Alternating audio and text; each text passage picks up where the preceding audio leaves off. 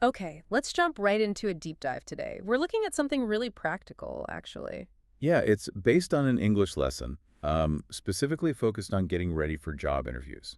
Right, and it's surprisingly useful stuff, goes beyond just vocabulary. Absolutely. It's packed with, you know, strategic advice for handling what can be a pretty stressful situation for a lot of people. Totally. So, our mission here is basically to pull out the best bits, the key insights, the vocabulary that makes an impact, the practical tips. Yeah, the goal is for you, listening, to feel, well, a lot more ready and confident heading into your next interview. Exactly. And it's important to note this is part one, right? The source material frames it that way. It does. Today's all about the before what you do before the interview itself. It mentions future sessions on like discussing your background and tackling common questions. Got it. So, building the foundation today, let's start with some key terms that Lasada and highlighted, things that are good to know. Okay. First one, super common in business, CRM. CRM, Right. customer relationship management, you hear it all the time. What did the source say it encompasses? Well, fundamentally, it's about how a company interacts with its customers. So that covers, feedback, support, Collecting data on what they like, their habits, that sort of thing. exactly, the whole relationship aspect. Yeah. But the material also pointed out that in practice, when people say CRM, they usually mean the software. Ah, right. The system they use for managing all that customer interaction. They gave an example, didn't they? Sugar CRM. Yeah, something like that. Yeah. It's the tool and the strategy behind managing those customer connections. Knowing terms like this just shows you kind of get the business landscape. Makes sense. Okay, another phrase that came up, or rather a few variations, custom designed, custom made. Custom built, yeah. Yeah. They all mean the same thing, basically. Which is? Uniqueness, something created specifically for one person or, very specific needs. So not off the shelf, tailored, like their examples, a custom car, a custom house. Precisely. It signifies something bespoke, meeting particular requirements. Useful concept when thinking about business solutions, maybe. And this next one, the material actually called it a great phrase for job interviews. Ah, core values. Core values. So what the company really stands for. Yeah, their most important beliefs, what guides their culture, their decisions. The examples were things like respecting the environment, developing employees.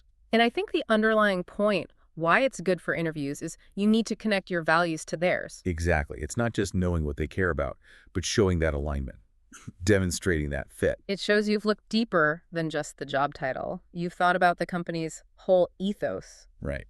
Which ties to the next section, actually using language that really makes an impact.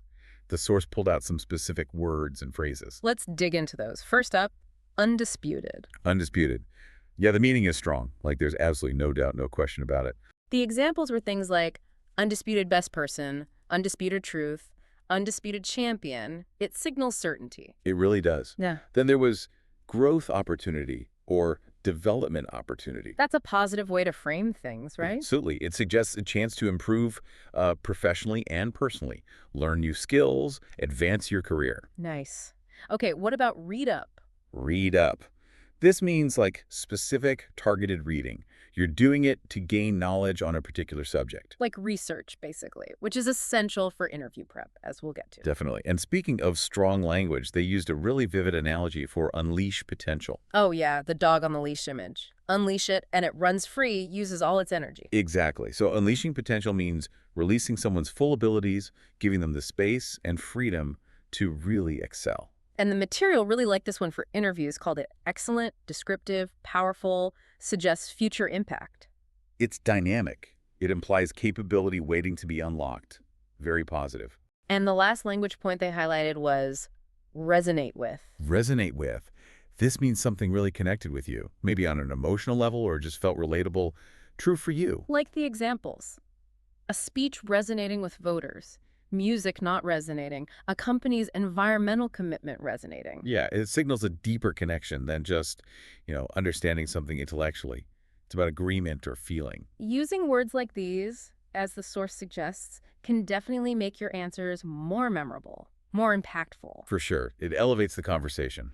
Okay, so the material then puts some of this into practice with a dialogue scenario. A friend helping someone prep for an interview. Right. And it's a great example because it shows both good preparation and a really big mistake. Let's talk about the good stuff first. The candidate, he'd clearly done his homework, he'd read up. Yeah, he knew the company was in IT services, offered comprehensive solutions, worked with big corporations, did CRM development, custom apps. He understood the role to account manager, being the link between clients and the dev team.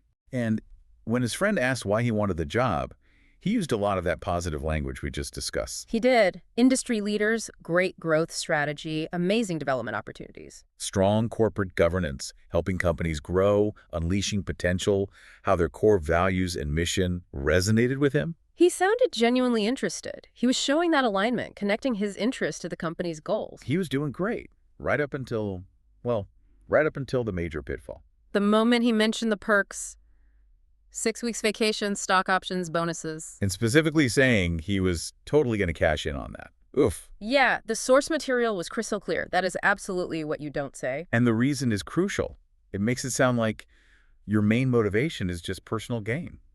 The perks. Not contributing, not the work itself, not the company's mission. Exactly. It just completely undermines all the good stuff he said before. Yeah. Makes it seem like the job is just a way to get money and time off. Which is a massive red flag for employers. Benefits are important, obviously, but you don't lead with that in an interview.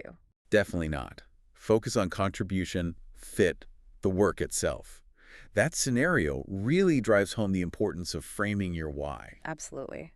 Which brings us nicely to the 3 core preparation tips the material laid out, the stuff to do before you even walk in the door. Tip number 1, and it's kind of obvious but critical, do your research. Non-negotiable, right. You have to know the company. Inside and out, ideally. Their history, products, services, management style, how they operate. The source really stressed this. And why is it so important? What does it show the interviewer? It shows you're genuinely interested. Yeah. That you care enough to put in the effort. That you're willing to do that extra work. Shows initiative. Respect for their time and the opportunity, too, I guess. Exactly. Plus, they're going to ask you what you know. Being able to talk intelligently about them is key. Shows you did more than just skim the homepage. Proves you read up, as they say. Okay, tip 2 flows from that. Think about yourself and sell yourself. Right. Once you know them, you need to be ready to show why you are the right person for them, how you add value. And the material emphasized how you do this is important. It's not enough to just say, I'm a great leader, or I have strong communication skills. You need proof. concrete examples from your past experience, specific situations where you demonstrated that skill. And ideally, quantify it. Use numbers, facts. They mentioned using positive employee satisfaction ratings, like JD Power ratings, to prove leadership. Makes it tangible. Right. You're showing how you've succeeded before and therefore how you can bring that value to this new company. Past performance predicts future potential. Precisely. Okay, so research them, prepare to prove your value with evidence. And tip 3, which the source said people often skip, Practice. practice. Just thinking about answers isn't the same as actually saying them out loud. Yeah. You need to practice the delivery. Makes sense. They suggested using friends for mock interviews. Yeah, to get honest feedback on how you're coming across, super useful. And they also strongly recommended recording yourself, like with a webcam or your phone. Which can be a bit awkward to watch back, maybe, but it's so revealing for your nonverbals. Like posture. They mentioned sitting up straight. Yeah, makes you look more powerful, more in control, more confident. Posture says a lot. And eye contact, too. That was linked to good people skills, self-confidence. Right. And the flip side is that avoiding eye contact can sometimes come across as lacking confidence, or maybe even being dishonest or just poor interpersonal skills. So maintaining good eye contact shows engagement, self-assurance. Definitely. And finally, still on that first impression theme, they talk about the handshake. Ah, yes, the handshake. A firm, good handshake. They were specific about this. Very specific. Not too tight, not too loose, whole palm contact. Confident, but not crushing. And they really didn't like the alternative, the dead fish, or just offering your fingers. No, they were pretty clear on that. That initial physical contact sets a tone. A confident handshake starts things off right. Okay, so the core prep steps are clear.